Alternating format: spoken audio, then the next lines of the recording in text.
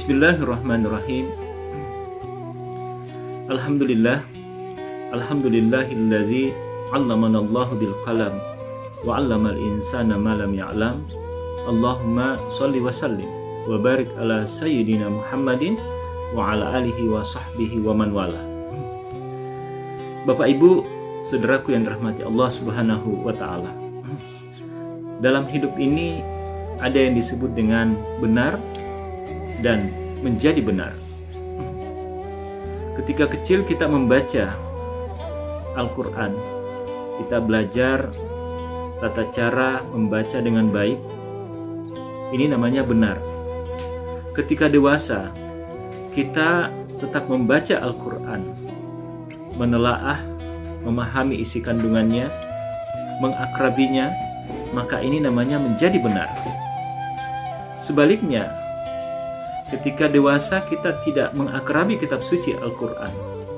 Al-Quran hanya sebagai penghias dinding dan lemari, maka ini namanya menjadi tidak benar. Sejak kecil kita belajar tata cara sholat. Ketika besar kita tetap menjalankan ibadah sholat secara rutin, ini namanya benar dan menjadi benar. Tetapi sebaliknya, ketika dewasa, sholat hanya sebagai penggugur kewajiban. Sholat seringkali bolong, maka ini namanya menjadi tidak benar. Semua orang belajar tentang nilai-nilai kebenaran.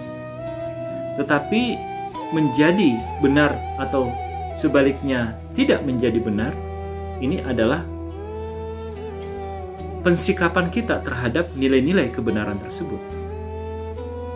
Baginda Nabi Shallallahu Alaihi Wasallam dalam satu sabdanya, manis dada ilman, walam yasdad hudan, lam yasdad minallahi illa bu'da.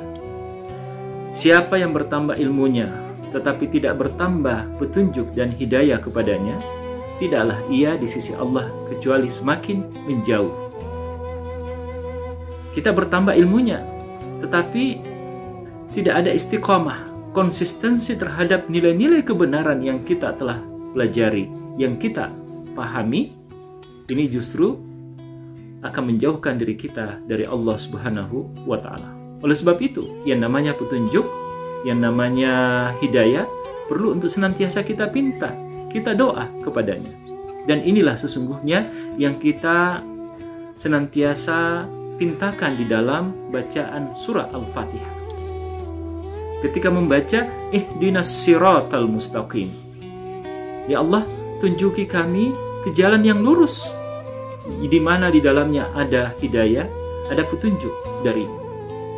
Bagi kita yang berada di perguruan tinggi, tentu kita meminta agar aktivitas kita sebagai pengajar, sebagai dosen, ini senantiasa mendapatkan arahan, petunjuk, hidayah dari Allah, di mana petunjuk dan hidayah itu akan mengundang datangnya barokah dari proses belajar mengajar yang kita geluti di perguruan tinggi.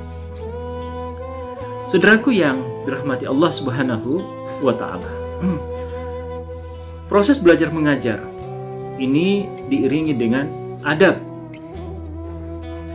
Wahyu yang pertama turun kepada baginda Nabi Shallallahu Alaihi Wasallam. Iqra bismi rabbikal ladzi khalaq. Bacalah dengan menyebut atas nama Tuhanmu yang telah menciptakanmu. Dari sini kita bisa memahami bahwa hidup itu adalah belajar, belajar, dan belajar, di mana di dalamnya perlu senantiasa disandarkan hanya kepada Allah Subhanahu wa taala segala aktivitas yang kita lakukan itu. Sehingga kemudian nantinya bahwa aktivitas belajar itu mendapatkan kebaikan dan manfaat darinya. Imam Syafi'i suatu saat datang ke gurunya mengadukan akan sulitnya ia mempelajari ilmu. Gurunya hanya berpesan, jauhi maksiat, karena ilmu itu adalah cahaya, dan cahaya tidak akan pernah diberikan kepada orang yang berbuat maksiat, di mana maksiat ini adalah perilaku salah yang tidak baik, yang tidak sejalan dengan nilai-nilai keimanan dan ketakwaan kepada Allah Subhanahu wa taala. Dengan keimanan, ini akan mengundang datangnya kemudahan kita di dalam menerima, mempelajari, dan mengamalkan ilmu pengetahuan yang kita pelajari.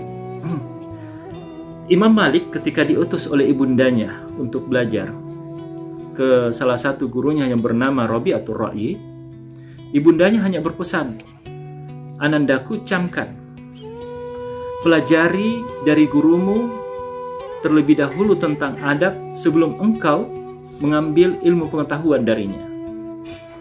Pesan ini memberi makna kepada kita bahwa pelajari adab terlebih dahulu sebelum ilmu. Seolah-olah ingin mengatakan bahwa manakala pada gurumu tidak terdapat adab, maka jangan engkau belajar ilmu darinya. Dan Imam Malik menyebutkan, ta'allamna al-adab qabla an nata'allam al-ilma, bahwa kami memang mempelajari terlebih dahulu tentang adab sebelum kami mempelajari ilmu. Mengapa? Karena bil adabi tafhamu al-ilma, karena dengan adab kita akan memperoleh ilmu pengetahuan. Ibnu Mubarak ini menyebutkan bahwa di dalam belajar itu jauh lebih luas daripada ilmu pengetahuan. Ungkapannya, kadal adabu ayyakuna sulusaddin. Hampir-hampir adab itu luasnya 2/3 daripada ilmu pengetahuan.